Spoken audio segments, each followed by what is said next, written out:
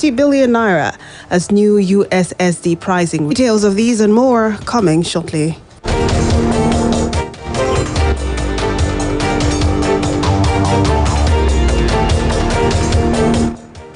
The suspension of Twitter, a leading microblogging platform, has begun to take its toll on struggling Nigeria's economy, leading to a loss of 7.5 billion naira in the past 3 days. According to business experts, Nigeria's decision to suspend Twitter, at first indefinitely but later temporarily, could backfire for the government and cost the country economically in terms of new investment into its technology sector. NetBlocks, a watchdog organization that monitors cybersecurity and governance of the internet, stated that each hour of the social media gagging costs Nigeria about $250,000, bringing the daily loss to 2.5 billion naira. It means the economy would have lost approximately 7.5 billion naira in the past 3 days. The ban, according to the business expert, may threaten Nigeria's status as one of the best performing African countries in attracting investments for technology startup businesses. Although the fragile peace between deposit money banks, DBMs, and telecommunications operators over the use and non-payment of charges as appropriate on unstructured supplementary service data (USSD) remains, the mobile network operators have, however, said the unpaid debt owed them by the banks has now risen to 50 billion naira.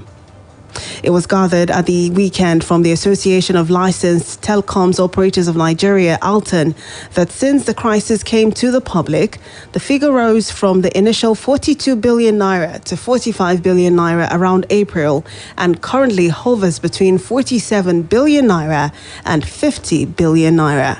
The telecoms body said it believed that the DBMs would do what is required and appropriate by defraying the debts as soon as possible.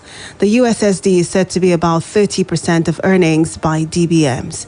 It was gathered that after many appeals to the banking community for the prompt or gradual repayment of the debt, the telcos had planned to formally disconnect the banks from the USSD platform on June 10, but the Central Bank of Nigeria intervened and there was a marching order on the banks to act as appropriate, an industry source said. Meanwhile, some banks have notified their customers that they will start charging them 6 naira 98 kobo for every USSD transaction. However, experts have said that the excessive charges by banks could pose a threat to financial inclusion. According to them, it will increase each cash transactions because many bank customers would avoid using the USSD for transactions and could also discourage the unbanked segment of the population because they would not like to pay such charges over their little deposits.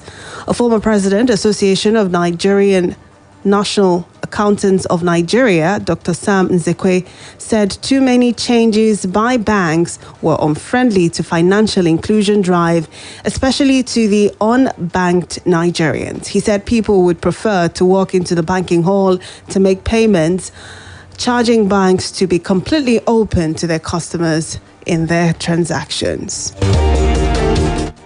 The Central Bank of Nigeria says it has concluded plans to increase the amount of foreign exchange allocated to banks to meet the request of customers seeking forests for travel allowances, payment of tuition and medical fees, among other invisibles. This followed the warning by the CBN Governor, Mr. Godwin Emefiele, to deposit money banks to desist from denying customers the opportunity to purchase foreign exchange for several purposes. The purposes include personal travel allowance, basic travel allowance, tuition fees and medical payments, as well as small and medium enterprises transactions or for the repatriation of foreign direct investment proceeds. During a meeting on the challenge faced by customers in accessing forex from their banks, the governor warned that the CBN would severely deal with any bank that denied customers the opportunity to purchase foreign exchange for legitimate purposes. The CBN management frowned on the difficulties experienced in accessing foreign exchange through their respective deposit money banks, particularly for invisibles such as PTA, and requests bordering on tuition